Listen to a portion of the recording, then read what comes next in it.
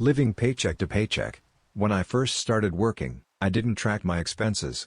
I thought I had everything under control until one day I found myself with zero in my account 3 days before payday. After that, I started using budgeting apps and finally had savings. Always save at least 10% of your income, no matter the amount. Even a small safety fund can be a stress reliever. Mindless loans. I took out my first loan at 20 for a new phone. Then I decided that a credit card was a great idea. The result, a year later I owe the bank 3 times more than I earn. Those interest rates were just killer. If you take out a loan, make sure you really need it, and always calculate whether you can pay it back even in difficult times. Ignoring investing. I thought investing was only for the rich. I was wrong. If I had just put $50 a month into an index fund, I would have a nice nest egg right now. Start investing as soon as you have a steady income. Even minimal investments will pay off in the long run. Unconsidered major purchases. I bought a car with my first serious money, although I didn't need it at all. A year later I sold it for almost half the price, realizing that it was eating up my budget for insurance, fuel and repairs. Think over each major purchase and evaluate not only the price, but also subsequent expenses. Lack of financial literacy. I never understood how taxes worked until I got a notice that I owed. It was a shock, but since then I've been learning about finances and have become more confident with money. Learn the basics of taxes, budgeting, and investing. This knowledge will be useful throughout your life.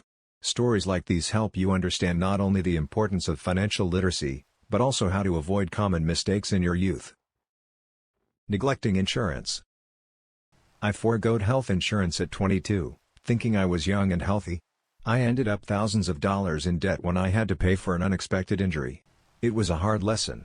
Even if you're young, basic health or auto insurance can save you from huge expenses down the road. Trusting financial gurus.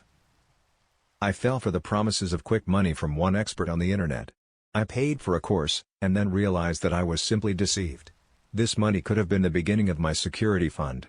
Do not trust dubious schemes. Research the reputation of people offering financial services, and learn from reliable sources. Not understanding the importance of a credit score. When I first started using a credit card, I didn't realize how important a credit score was. Late payments and high debt ruined my credit history, and now getting a home loan has become a problem. Always pay your loans on time and do not exceed 30% of your available credit limit to maintain or improve your score. Financial dependence on others. I relied on my parents for money for a long time, even after I graduated. This led to me being completely inept at managing my finances when I started living on my own. Start managing your own finances as early as possible, even if it's just small amounts. This reinforces responsibility and financial discipline. Wrong attitude towards material values. I spent a lot of money on expensive clothes to impress colleagues and friends. As a result, I was left with things that are no longer fashionable and an empty wallet. Invest in things that bring real benefit, not in things that create a temporary impression on others. These stories highlight the importance of planning, responsibility and common sense in financial matters, especially at a young age. Ignoring subscriptions that seem cheap. When I was a student, I signed up for subscriptions to streaming services, fitness programs, and a few apps. Each one cost pennies, but together they pulled out almost $100 a month. The funny thing is, I didn't even use half of them. This became obvious when my account went into the red. It was so embarrassing to explain to the bank that I couldn't pay for the overdraft. Regularly review all active subscriptions and cancel those you don't use. Use trackers to control your spending. Unreasonable trust in friends in finance. One day, a friend of mine offered to invest in his business together. According to him, he was going to sell electronics online, and I needed to give him some startup capital. At that time, I had just started making money, but I liked the idea of investing. All I got in the end was silence from my friend and an empty account. The business never took off, and our friendship fell apart. Never invest money in projects without doing thorough research. Friends remain friends, but money requires a sober approach. Housing is too expensive. I wanted to rent an apartment in the city center to be closer to the action. Rent took up more than half of my salary, and I felt successful. After a few months, it turned out that I did not have money even for basic things.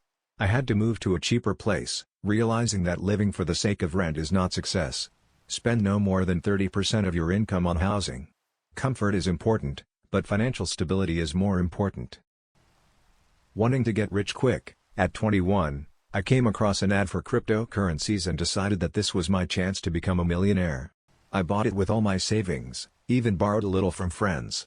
A couple of months later, the market crashed and I lost almost everything.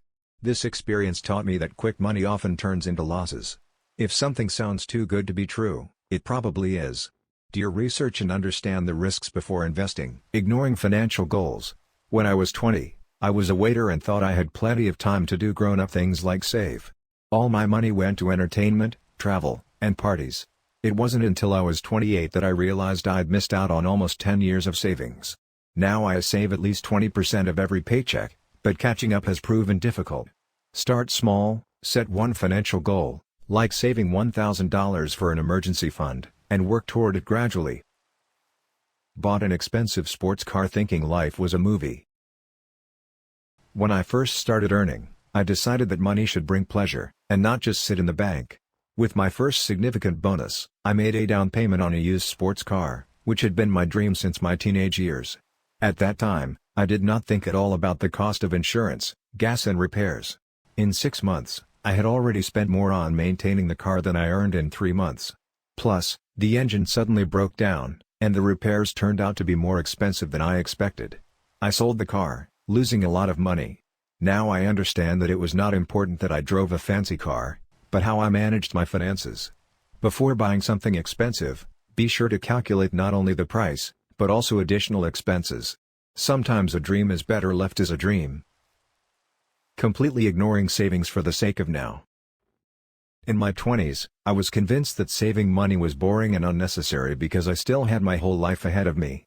I spent everything I earned on parties, clothes, electronics, and travel. As a result, when I needed money to move quickly due to problems with my neighbors, I didn't have even a minimal safety net. I had to borrow money from friends, which was humiliating. Now, in my 30s, I realize how important it was to start putting aside at least a small amount each month. Build a financial safety net as early as possible. Start with small goals, such as saving an amount equal to 3 of your monthly expenses. Quit a good job for a dream without preparing. I always wanted to start my own business, and when I turned 25, I decided that I had enough of working for the man. I quit my stable job, rented an office, and started working on my project. However, I completely failed to take into account that in business there are periods when there is no income. After a few months, the money ran out, and I had to close the business. If I had quit my job and started developing the project in my free time, the situation could have been different. Now I'm working again. But I'm not afraid to return to my dream. Now I know how to plan. Before quitting a stable source of income for a dream, create a reserve fund for several months and carefully think through a business plan. Mistake: neglecting long-term investing due to fear of loss. When I was 23, a friend suggested investing in index funds. But I was scared. I thought the market was too complicated and I could lose money. My friend invested, and I spent my savings on household appliances and a vacation. 10 years later, his investment has tripled, and I still regret not starting earlier. The most interesting thing is that if I had invested only $1,000 then, it would now be the basis for buying an apartment. Start investing as early as possible, even with a small amount. Long-term investments, especially in passive funds, have minimal risks and bring good income in the long run.